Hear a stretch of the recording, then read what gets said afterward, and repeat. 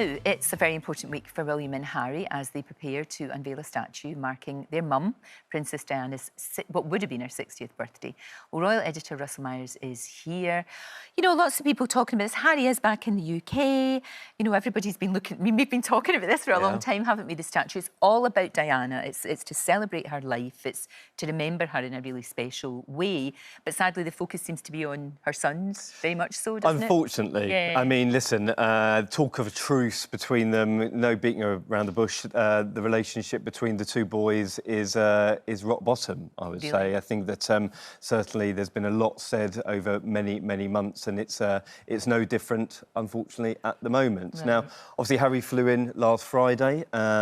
We understand he's got to have a 5-day quarantine period at his former home, Frogmore Cottage, just down the road from the Queen in Windsor. But listen, I think unfortunately things have been scaled back. I mean, I was told last week that Kate would be going. There was rumours that maybe the kids were going to go as well. However, the Palace are saying that it's due to COVID restrictions, and I think reading between the lines that that might not be altogether the case, because it's you know, maybe it's a coincidence, but Harry's turned up. Now the royal rota of reporters have sort of been elbowed out the way. Nobody's going to be going? Well, there's going to be one reporter, one camera operator, and an international TV camera crew as well, which is, you know, one may wonder whether this is Harry's doing. But like you say, listen, the focus should be on Diana. Totally. Her 60th birthday would have been on Thursday. The boys have been working on this since 2017. But I just feel that it's got this sort of air of you know, it's just very strained, unfortunately, with it. And it should have been a real cause for celebration, talking about her legacy,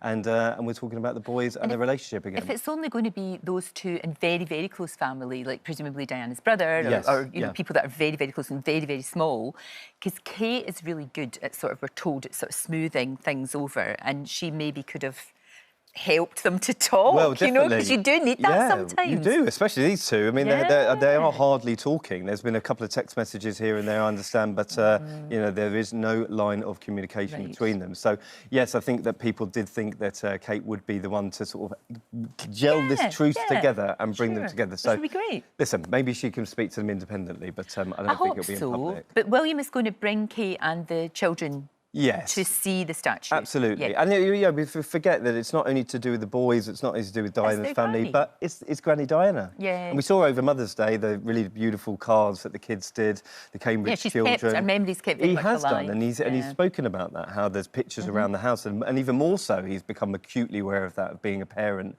But yes, him and Kate are going to take the children before the unveiling on Thursday. Private moment of reflection. Listen, people will be able to come to see the statue, lay flowers if they wish, and I think it will be a nice moment to celebrate her legacy. I hope so. I really hope, because, as we said, the focus should be on Diana. Absolutely. The Queen herself, she has offered Harry and Meghan, we believe, well, a bit of an olive branch. You know, she's invited them next year to the big Jubilee. Classy to the, you know, to the end. I mean, I think this is, you know, the Queen did rush down to see Harry as soon as no sooner had he landed on Friday. That's good. She was in the car flying down there to see him down the road. But yes, she's invited them to next year's Platinum Jubilee. It will be the celebration of 70 years. Record breaker once again. She is. And hopefully this will be another cause for celebration, because we've not had the full-scale trooping of the colour over the last couple of years because of COVID.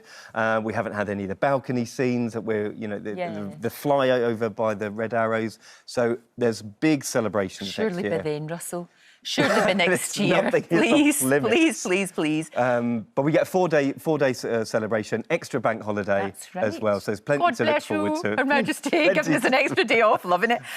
Now, the Queen will not be there, obviously, at this statue unveiling, because she's in Scotland. It's her holidays. She loves it. She's not going to miss that for nothing. No, she is not at all. And, you know, talks of her snubbing Harry or whatever, but however, I don't think that is the case. She's been to see him. And they're keeping it to Diana's family. Exactly. And she always goes up to Scotland. Precisely right. And it is Royal Week, and it is a very, very important week for the Queen. And she is going to be supported by a couple of members of the family. Today, she is going to be with Prince William, which is very, very important as well, because a few weeks ago, Kate and William were in Scotland talking about the union, how very important, interesting. you know, Scotland is to them as well. They've got a lot of history there. And I think, you know, a bit of soft diplomacy working there as well.